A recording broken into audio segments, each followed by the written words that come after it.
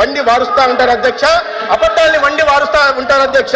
ప్రతిరోజు పేపర్లలో రాయిస్తుంటారు అధ్యక్ష. పేపర్లో రాయిస్తారు, మెడికల్ కాలేజీలు మాకు వద్దన్నారు. అయ్యా 40% మీరు పులివెందుల సార్, పులివెందుల గురించి నేను చెప్పాను, అదే పులివెందుల్లో నేను చూపిస్తాను సార్. పులివెందుల కళాశాలలో కావాల్సి మీ దగ్గర నేను పంపిస్తాను సార్. పులివెందుల్లో హాస్పిటల్ ఒకటి కట్టారు అధ్యక్ష. ఇది హాస్టల్ కళాశాల ఒక్క హాస్పిటల్ మాత్రం కట్టారు. ఈ ఫోటోలు చూడండి అధ్యక్ష, మేము అధికారంలోకి వచ్చే నాటికి ఒక హాస్పిటల్ మాత్రం కట్టి, హాస్టల్ కట్టకుండా, కాలేజ్ బిల్డింగ్లు కట్టకుండా, అమ్మాయిల కళాశాల అమ్మాయిలు హాస్టల్లో ఉండాల్సిన దాన్ని 4 గోడలు మాత్రం కట్టే అమ్మాయిలు మేము ఎక్కడ పెట్టుకోవాలి అధ్యక్ష.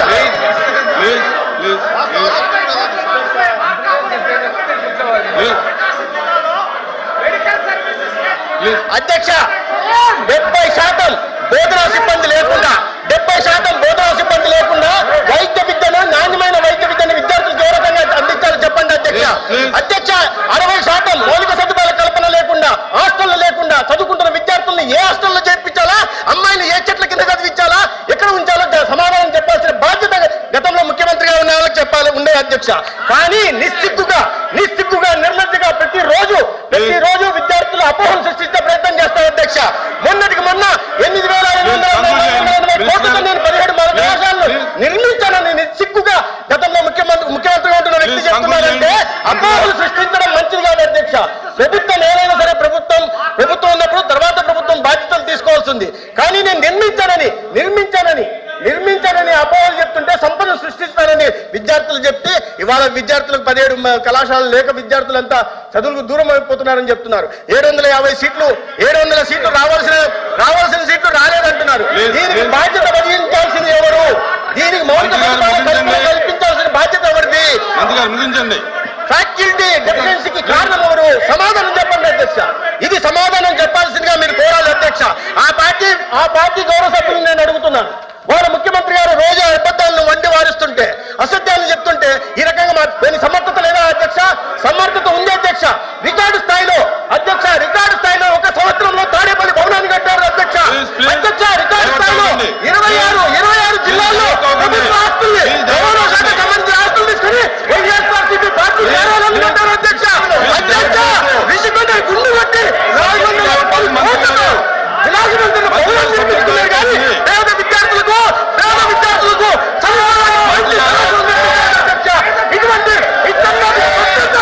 ఇటువంటి అబద్ధాలు చెప్తుంటే ఏంటధ్యక్ష?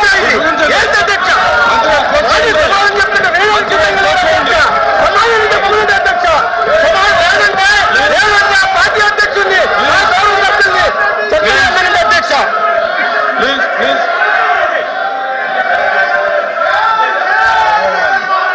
ప్లీజ్ కూర్చోండి.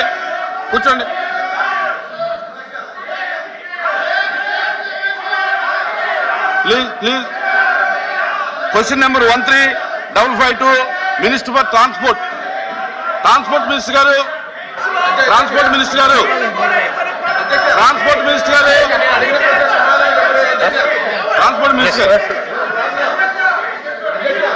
Please 1 minute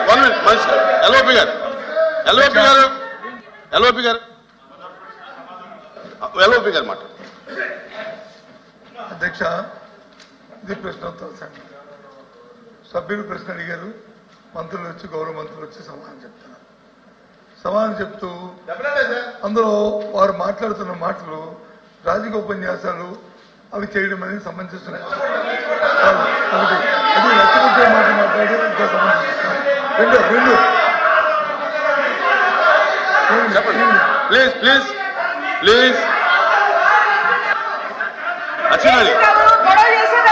please కూర్చోమనండి. మీరు కూర్చోండి. మీరు కూడా కూర్చోండి.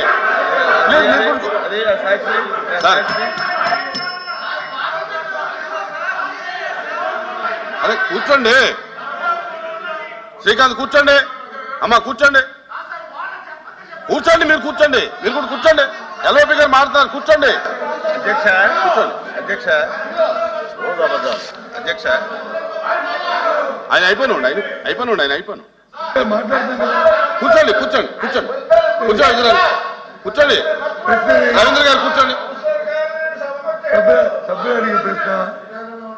అడిగిన ప్రశ్న ఏదైతే ప్రభుత్వం పెట్టిన 17 కళాశాలలు ఉన్నాయో వారి తాలూకు నిర్మాణం ఏ దశలో ఉంది, వారి తాలూకా ఆర్థిక పరిస్థితులు ఏంటి ప్రభుత్వం తాలూకా అది ఒకసారి రికార్డు చూడండి అధ్యక్ష. దాంతోపాటు అడిగింది ఏంటంటే అధ్యక్ష, ఆయన ఆల్ సభ్యులు అడిగాడు, మా సభ్యులు అడగలే. పులివెందుల కళాశాలలో దానికి సంబంధించి అడిగారు. 290 కోట్లు ఖర్చు పెట్టారు. ఖర్చు పెడితే ఎమ్మెల్యేగా ఖర్చు పెట్టారు, కానీ మిగతా కళాశాలలు ఖర్చు పెట్టలేదు. ఏ పని వేగంగా జరుగుతుంటుందో, ఎక్కడైతే స్పీడ్ జరుగుతుందో అక్కడ ఖర్చు పెడతారు. అసలు ఫౌండేషన్ దగ్గర అవుతాయి ఆ కార్యక్రమాలు. అంతేగాని వ్యక్తిగతంగా మాట్లాడడం సభను తప్పుదో పట్టించడం లేదు, అమ్మని ప్రోగ్ చేయడము ఈ సంప్రదాయం కాదు అధ్యక్ష. దీన్ని మేము పూర్తిగా ఏదైతే మంత్రి గారు ఇచ్చిన సమాధానానికి నిరసనగా వారు ఈ చేస్తున్న ఈ కార్యం ప్రోగ్ చేసిన దానికి తప్పుదో పట్టించి ప్రజలు తప్పుదో పట్టించి మంత్రి గారు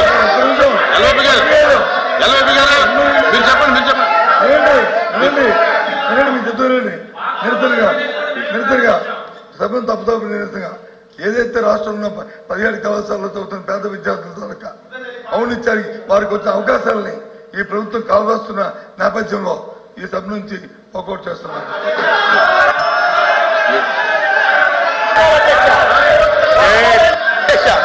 అధ్యక్ష, నేను గ్రాంట్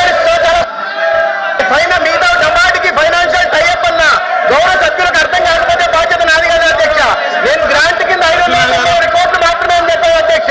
రాజమండ్రిలో కళాశాల ప్రారంభమైపోయాయి అధ్యక్ష. 10 సంవత్సరాలు కానీ పెట్టిన ఖర్చు 20 కోట్లు అధ్యక్ష. మిగతా 420 కోట్లు ఎప్పుడు ఖర్చు పెట్టాలి అధ్యక్ష? పారిపోతే అధ్యక్ష, చర్చ పెట్టినప్పుడు ఉండాలి అధ్యక్ష. పారిపోవడం రాజకీయ పార్టీ బాధ్యత రహితం. అసెంబ్లీలో కూర్చోండి అచ్చెన్నాయుడు గారు పట్టుకోలేకపోతున్నారు. సాక్షి ఒకటే కావాలి. అధ్యక్ష, ప్రభుత్వం బాధ్యత ఏంటి అధ్యక్ష? వాస్తవాల్ని సమాచారాన్ని శాసనసభ ద్వారా ప్రజలకు తెలియజేయడం ప్రభుత్వం బాధ్యత అధ్యక్ష.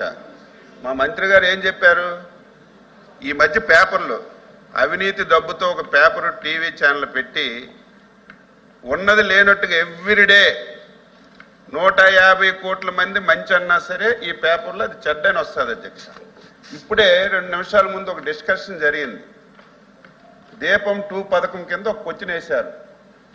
మంత్రి గారు ఎంత చక్కగా ఎంత క్లారిటీగా అరగంట సేపు సమాధానం చెప్పారు.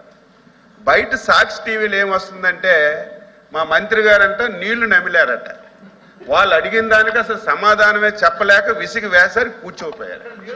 ఏంటి అధ్యక్ష, ఏంటి అసలు తప్పేం మాట్లాడారు? ఈ మధ్య సీప్లేన్ నాటకాలట, మెడికల్ కాలేజీలన్నీ మేము అమ్మేసామట, పోర్ట్లన్నీ అమ్మేసామట. ఏం చెప్పారు? ముఖ్యమంత్రి బాధ్యత ఏంటి? రాష్ట్రం మొత్తం ఒకలాగా చూడాలి, రాష్ట్రంలో అన్ని ప్రాంతాలను అభివృద్ధి చేయాలి, ప్రతి ఒక్కరిని మేలు కోరాలి. ఈ రాష్ట్రంలో ఇన్ని మెడికల్ కాలేజీలు ఇచ్చారు. నీ నియోజకవర్గంలో మెడికల్ కాలేజీకి నువ్వు డబ్బులు ఖర్చు పెట్టి బిల్డింగ్ కట్టావు. ఎన్నో సంవత్సరాల నుంచి మెడికల్ కాలేజ్ లేదు, పాడేరులో ఒక మెడికల్ కాలేజ్ మంజూరు చేశావు. ఈ రోజు వరకు ఒక పైసా ఖర్చు పెట్టలేదని అడిగితే ఎందుకు తడుగుకుంటున్నారు? జీవోలు ఎవరైనా ఇస్తారు, 2 నిమిషాల్లో జీవో ఇవ్వచ్చు. జీవోలు ఇవ్వడం పెద్ద కష్టం కాదు, చిత్తశుద్ధి ఉండాలి. ఆ రోజు జీవోలు ఇచ్చి కనీసం రిక్వెస్ట్లు లేకుండా పరిశీలన లేకుండా ఇష్టానుసారంగా మెడికల్ కాలేజీలు ఇచ్చారు. దానివల్ల ఎక్కడ భవనాలు లేవు. ఇప్పుడే మా మంత్రి గారు చెప్పారు అధ్యక్ష, ఆడపిల్లలు నీ నియోజకవర్గం మెడికల్ కాలేజీలో ఆడపిల్లలకు హాస్టల్ లేక అవసరం పడుతున్నారు. ఇవన్నీ చెప్తే ఏదో మేము తప్పు మాట్లాడుతున్నాం అంటున్నారు. దయ ఉంచి మీకు అడుగుతున్నాను అధ్యక్ష, ఈ లిస్టానుసారంగా మాట్లాడుతున్నారు. మెడికల్ కాలేజీల గురించి ఒక పూట డిస్కషన్ పెట్టండి, బొమ్మలతో సహా. అవసరమైతే ఆయన ఎక్కడ మెడికల్ కాలేజీ కట్టాడో వీడియో అక్కడ మేము సీసీ కెమెరాలు పెట్టి కూడా ఇక్కడ చూపించాలి. మొత్తం అబద్ధాలు అధ్యక్ష. సాక్షి పేపర్ ఉందని, టీవీ ఉందని లేనిది ఉన్నట్టుగా ప్రతిరోజు రాయడమే. ఉదాహరణ ఇప్పుడే 5 నిమిషాల ముందు మీరు చెప్పండి అధ్యక్ష, సమాధానం చెప్పారా లేదా మా మంత్రి గారు? మీరు సాటిస్ఫై అయ్యారు లేదా? 5 సార్లు అడిగితే 5 సార్లు సమాధానం చెప్పారు లేదా? బయట సాక్షులు ఏమొస్తుంది? నాదేండ్ల మనోహర్ గారు వైసీపీ ఎమ్మెల్యేలు అడిగిన క్వశ్చన్లకి చెమటలు ఎక్కిపోయాడు, సమాధానం చెప్పలేకపోయాడు. ఇలాంటి తప్పుడు రాతలు రాసి మంత్రి గారు ఈ రకంగా చేయడం ఇది మంచి విధానం కాదు. గౌరవం సార్, ఇది అధ్యక్ష. ప్రజలు కూడా అర్థం చేసుకోవాలి ప్లీజ్. అని చెప్పి నేను తెలియజేస్తున్నాను. మీరు ఒక పూట డిస్కషన్ పెట్టండి ఈ మెడికల్ కాలేజ్ గురించి. ఇవ్వండి. అక్కడ మేము సీసీ కెమెరాలు పెడతాం. ఎంతవరకు కట్టారు, పులివెందులు ఎందుకు ఖర్చు పెట్టారు, జరిగిద్దాం. మరి ఈ రోజు ఎక్కడైతే మనకి బ్యాక్వర్డ్ ఏరియాలో ఉన్నారు ఎందుకు ఖర్చు పెట్టలేదు అనేది డీటెయిల్ గా డిస్కస్ చేస్తే వీళ్ళ బండారం బయటపడుతుంది, ప్రజలు తిరగబడే పరిస్థితి వస్తుందని ఈ సందర్భంగా తెలియజేస్తూ డిస్కస్ చేయమని మీకు నేను కోరుతున్నాను. మీరు ఇవ్వండి ఏ రోజు అంటే ఆ రోజు పెడతాం. అధ్యక్ష, అసలు ఇదేదో కొత్త పోటీ శాసనసభ వ్యవస్థని వైఎస్ఆర్ కాంగ్రెస్ పార్టీ సృష్టించాలని ప్రయత్నం చేస్తుంది. అధ్యక్ష, ప్రజాస్వామ్యాన్ని అవమానించే విధంగా ప్రతిపక్ష శాసనసభ్యులు శాసన మండలికి శాసనసభకి రాకోకుండా అక్కడ కూర్చుని మన ప్రశ్నావళినే మన క్వశ్చన్ పేపర్స్ ఏదైతే ఉన్నాయో వాటి మీద వాళ్ళకి ఇష్టం వచ్చినట్లు వాళ్ళకి ఛానల్స్ ఉన్నాయి అని చెప్పేసి అబద్ధాలను ప్రచారం చేస్తారు. అధ్యక్ష, వాళ్ళకి ఏదైనా దమ్ముంటే అసెంబ్లీకి శాసన మండలికి వచ్చి వాళ్ళ ప్రశ్నలు వాళ్ళ డౌట్లని చేసుకోవాలి తప్పితే ఈ విధంగా పోటీ వ్యవస్థను తయారు చేస్తాం కరెక్టా ఒకసారి మీరు ఆలోచించాల్సింది. అధ్యక్ష, దీని మీద సీరియస్గా మీరందరూ కూడా శాసనసభ స్పీకర్ గారు శాసన మండలి అధ్యక్షులు మీరు సీరియస్ యాక్షన్ తీసుకోవాలి. అధ్యక్ష, ఎందుకు వాళ్ళు అసలు పోటీ వ్యవస్థను అక్కడ స్టార్ట్ చేస్తున్నారు? మళ్ళీ కనుక ఇదే పార్టీ అధికారులు ఉంటే కనుక అసలు శాసన మండలి శాసనసభ పూర్తి చేసి అక్కడెక్కడ తాడేపల్లిని ఎక్కడ పెడతారు మీద మీరు ఆ ఛానల్స్ మీద పత్రిక మీద మీరు చర్యలు తీసుకోకపోతే మన క్వశ్చన్ పేపర్ మీద వాళ్ళు ఏ విధంగా సమాధానం చెప్తారు? అధ్యక్ష, ఈ విధంగా అబద్ధాలు ప్రజలు తప్పుదోవ పట్టించి అబద్ధాలు చెప్పేసి ప్రభుత్వం మీద బురదల్లే కార్యక్రమం చేస్తున్నారు. దమ్ముంటే రమ్మనండి శాసనసభకి శాసన మండలికి, మీకున్న డౌట్ అని తీర్చుకోండి. అంతేగాని ముందు అసలు మంత్రుల సమాధానాలు ఎన్నుకోకుండా ప్రభుత్వ సమాధానం ఎన్నుకోకుండా వాళ్ళకి ఇష్టం వచ్చినట్లు ఆ విధంగా చేస్తాం చాలా తప్పు. అధ్యక్ష, మీరు దీని మీద తప్పకుండా మీలాంటి వాళ్ళు చర్యలు తీసుకోవాల్సిన అవసరం ఉంది. అధ్యక్ష, MSME minister transport minister sorry transport minister